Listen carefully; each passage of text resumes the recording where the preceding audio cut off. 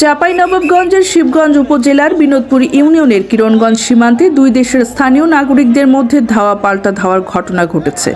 শুরুতে কিরণগঞ্জ সীমান্তে এর সূত্রপাত হলেও বেলা ৩টার দিকে তা চৌকা সীমান্ত পর্যন্ত প্রায় ২ কিলোমিটার এলাকা জুড়ে এটি বিস্তার লাভ করে।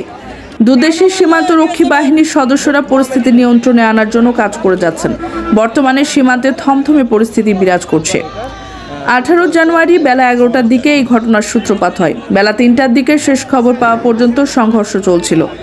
এই ঘটনায় কেউ আহত হয়েছেন কিনা তা নিশ্চিত হওয়া যায়নি। তবে বাংলাদেশের সীমান্তে বিপুল পরিমাণ ফসলের ক্ষেত নষ্ট হয়েছে বলে জানিয়েছেন স্থানীয় বাসিন্দারা।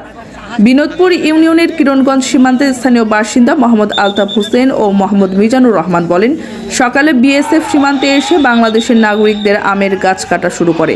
পরে বাংলাদেশিরা গিয়ে প্রতিবাদ জানায়। এরপর ভারতের কয়েকশো লোকজন হাতে দেশীয় অস্ত্র নিয়ে এসে ধাও করে। শুরু হয় ইট পাটকেল নিক্ষেপ।